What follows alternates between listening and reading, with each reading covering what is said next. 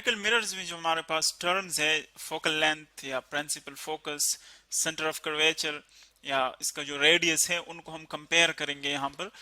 जो प्रॉब्लम्स हमने सॉल्व किए थे या जो नेक्स्ट हम प्रॉब्लम सॉल्व करेंगे उसमें जो इंपॉर्टेंट सारी क्वांटिटीज हमारे पास वो कंपेयर करेंगे कि एक क्वांटिटी जो है वो दूसरी से कितनी बड़ी होती है या छोटी होती है, या फिर दोनों किस्म के जो हमारे पास मिरर्स हैं उन दोनों में क्या डिफरेंस होता है क्वांटिटीज में। इनको हम जनरली नाम देते हैं मिरर टर्मिनोलॉजीज का। इसमें हम कौन कौन सी चीजें कंपेयर करेंगे, आप देखें।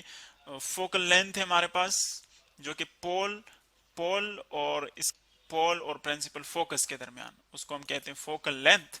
इसी तरह रेडियस ऑफ कर्वेचर है, इसको कंपेयर करेंगे बाकी क्वांटिटीज के साथ। पोजीशन, कहां पर इमेज होता है बनती है और कहां पर ऑब्जेक्ट रखा होता है, उसकी साइजेस क्या होती है, हाइट्स क्या होती है, इन सब चीजों को हम यहाँ पर देखते हैं। अब देखिए जो फिगर हम यहाँ पर शो कर रहे हैं, इनमें दोनों किस्म की मिरर्स हमने दिखाई हुई है।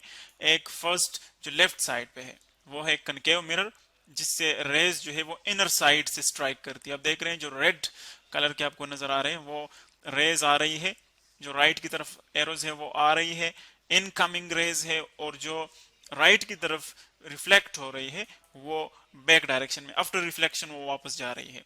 सो आप देख रहे हैं ये हमारे पास एक कनकेव मिरर। इसी तरह यहाँ पर है कन्वेक्स मिरर, जिससे रेज जो है वो आउटर सरफेस से, यानी जो इसका सरफेस जो बाहर निकला हुआ होता है उससे रेज स्ट्राइक करती है, इसको हम कहते हैं कन्वेक्स मिरर।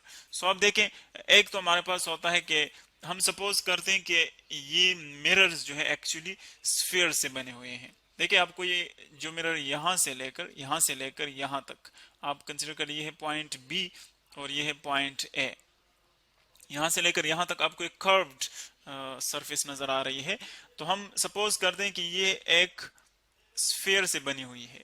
हम कंसिडर कर लेते हैं जिस तरह के आपके पास बॉल होता है, फुटबॉल होता है एटसेट्रा, आप इस तरह कंसिडर कर ले कि इस तरह की कोई हमारे पास ऑब्जेक्ट है और ये हमने उससे बनाई है। तो उसका, उस स्फीयर का जो सेंटर है उसको हम क्या कहते हैं, सेंटर ऑफ कर्वेचर, और उसको हमने देखिए सी से रिप्रेजेंट किया यहाँ पर। ये आपके पास वो सेंटर है जो हम सपोज करते हैं कि जिस स्फीयर से हमने ये मिरर बनाई है ये उसी स्फीयर का सेंटर है, और इसको हम सी से रिप्रेजेंट करते हैं। Centre, centre of curvature, centre of curvature. इसी तरह अगर आप देखें जो पैरेलल रेज आती है जब वो स्ट्राइक करती है इस मिरर के साथ, सो वो एक ही पॉइंट से पास होती है। अब इस पहले रे को देखें, जो ये वाली रे है, देखिए ये आ रही है यूं, और जब रिफ्लेक्ट होती है तो देखिए इस पॉइंट से, एफ पॉइंट से पास होती है, यूं गुजर जाती है। इसी तरह जो दूसरी रे है ये जब आती है तो देखिए ये भी आफ्टर रिफ्लेक्शन इसी पॉइंट से पास होती है। तो हमारे पास जितनी भी पैरेलल रेज आती है इस कनकेव मिरर के साथ स्ट्राइक करती है, सो वो रिफ्लेक्शन के बाद इस एक ही पॉइंट से पास होती है। और इस पॉइंट को हम क्या कहते हैं, चूंकि सारी रेज इस पर कन्वर्ज होती है, फोकस होती है, तो इसीलिए इसको हम कहते हैं principal focus. Principal, principal focus, यानी जहां पर वो सारी पैरेलल रेज जो है आती है और कन्वर्ज होती है, जहां से पास होती है। इसी तरह अगर हम ये वाला पॉइंट देखें जो कि इस कर्व्ड मिरर का एक्चुअली सेंट्रल पॉइंट है, इसको हम कहते हैं पोल। इसको हम रिप्रेजेंट करेंगे पी से, पोल है हमारे पास। तो अब इन तीनों क्वांटिटीज को देखें, पोल, प्रिंसिपल फोकस और सेंटर ऑफ कर्वेचर, इन तीनों को हम एक ही स्ट्रेट लाइन से मिलाते हैं। तो ये वाली लाइन आपको नजर आ रही है जो कि हम इन तीनों से पास करते हैं, इसको हम कहते हैं प्रिंसिपल एक्सिस। जो कि इन तीनों क्वांटिटीज से पास होती है, इन तीनों पोजीशन से पास होती है, वो हमारे पास है प्रिंसिपल, प्रिंसिपल एक्सिस। और जो डिस्टेंस हम पोल और प्रिंसिपल फोकस के दरमियान लेते हैं उसको हम कहते हैं फोकल लेंथ। पी और एफ के दरमियान जो डिस्टेंस है ये है हमारे पास पोल, और इससे लेकर प्रिंसिपल फोकस तक ये जो डिस्टेंस है इसको हम स्मॉल एफ से रिप्रेजेंट करते हैं, और ये हमारे पास क्या है, focal, focal length, focal length. और अगर इसको हम, इसका ट्वाइस हम ले लें, इसका डबल ले लें, सो वो डिस्टेंस हमारे पास एक्चुअली होता है पी और सी के दरमियान डिस्टेंस। यानी P और F के दरमियान जो डिस्टेंस है, अगर उतना ही डिस्टेंस हम और ले लें इस साइड पे, सो वो हो जाएगा रेडियस ऑफ कर्वेचर। यानी इस सरफेस से लेकर C तक जो डिस्टेंस है, चूंकि ये सेंटर है इस स्फीयर का, इसीलिए हम कहेंगे कि इन इस पॉइंट और सरफेस के दरमियान, किसी भी पॉइंट के दरमियान जो डिस्टेंस है वो होगा radius radius of curvature, radius of curvature, और जिसको हम रिप्रेजेंट करेंगे कैपिटल R से। तो यहां पर हम देख रहे हैं कि रेडियस ऑफ कर्वेचर जो है एक्चुअली वो फोकल लेंथ का डबल है, तो हम लिख सकते हैं R is equal to 2F। जब हम फोकल लेंथ का ट्वाइस ले लेते हैं, सो इसके रेडियस के इक्वल आ जाता है। इसी तरह ये सारे टर्म्स हम कन्वेक्स मिरर में भी यूज करते हैं, जो हम यहाँ पर दिखा रहे हैं।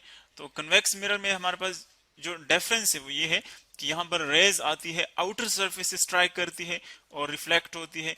यानी अगर आप देखें तो ये जो रेज है एक्चुअली ये इस F पॉइंट से पास नहीं होती, बल्कि आपको अपेयर होगा, इस तरह लगेगा आपको कि ये एक्चुअली यहाँ से निकल रही है। देखें इस रे को देखें, आपको इस तरह लग रहा है जो रिफ्लेक्टेड रे है कि ये यहाँ से आ रही है, ये रे आपको इस तरह अपेयर होगा। इसी तरह आप इस रे को देखें तो ये भी इस तरह लग रही है कि इस पॉइंट से निकल रही है। यानी जितनी भी रेज हम कन्वेक्स मिरर में लेते हैं वो हमें लगता है कि वो एक ही पॉइंट से निकल रही है, लेकिन एक्चुअली होता नहीं उसी तरह, जस्ट हमें लगता है इस तरह। तो इस पॉइंट को हम क्या कहते हैं, प्रिंसिपल फोकस। और इस पॉइंट और P के दरमियान जो डिस्टेंस है, इसका जो पोल है P, उसके दरमियान B जो डिस्टेंस है, हम उसको प्रिंसिपल उसको हम फोकल लेंथ कहेंगे, लेकिन इसको हम नेगेटिव लेते हैं। इस फोकल लेंथ को हम क्या लेते हैं, नेगेटिव। क्यों? क्योंकि एक्चुअली वो रेज यहां से नहीं निकलती। जो F और P के दरमियान डिस्टेंस है फोकल लेंथ, एक्चुअली ये रेज यहां से नहीं आती, बल्कि लगता है हमें कि वो यहाँ से निकल रही, तो ये हम नेगेटिव लेते हैं। इसी तरह जो इमेज बनती है वो भी बिहाइंड द मिरर बनती है, यानी जो डिस्टेंस ऑफ इमेज है क्यू, वो भी हम नेगेटिव लेते हैं इस केस में। लेकिन जो ऑब्जेक्ट है उसका और P के दरमियान डिस्टेंस रियल होता है, आप इसके सामने जो ऑब्जेक्ट रखते हैं, तो इसीलिए P की जो वैल्यू है वो हम पॉजिटिव लेते हैं। इसी तरह जो हमारे पास कनकेव मिरर है, तो इसमें ये सारी चीजें रियली, ये रेज इस पॉइंट से निकलती है, रियली इससे पास होती, तो इसीलिए जो फोकस, प्रिंसिपल फोकस है उसके दरमियान और पोल के दरमियान डिस्टेंस वो हम पॉजिटिव लेते हैं।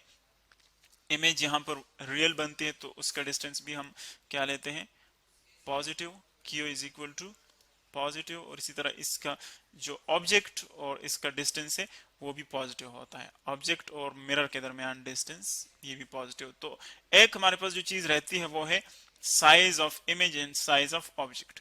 अगर जहां पर हमने ऑब्जेक्ट रखा हुआ है, अगर उसी पॉइंट पर इमेज बन रही है, उसी पॉइंट पर, अगर वो रियल हो या इन्वर्टेड हो, जैसी भी हो, अगर उसी पॉइंट पर इमेज बन रही, फॉर एग्जांपल यहाँ पर ऑब्जेक्ट रखा हुआ है आपने, इसी पॉइंट पर इमेज बन गई, तो इन दोनों की जो साइजेस है वो सेम होगी।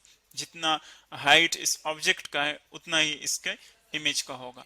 और अगर दोनों मुख्तलिफ पॉइंट्स पर बन रहे हैं तो फिर इन दोनों की साइज में डिफरेंस होगा। फॉर एग्जाम्पल ऑब्जेक्ट जो है वो 20 सेंटीमीटर के डिस्टेंस पर है और इमेज उससे कम डिस्टेंस पर बन रही है, 18, 17 या 15 एटसेट्रा, तो फिर इमेज का जो साइज है वो कम होगा। और अगर इमेज जो है उससे दूर डिस्टेंस पर बन रही है तो फिर इमेज का जो हाइट है वो ज्यादा होगा। सो इस तरह हम कंपेयर कर सकते हैं कि focal length, radius of curvature और उनकी जो साइजेस है या पोजीशंस वो कहां पर बनेगी और कितने डिस्टेंस पर बनेगी, या उनके जो साइजेस है वो ऑब्जेक्ट और इमेज के दरमियान, उनके दरमियान कितने डिफरेंसेस होंगे।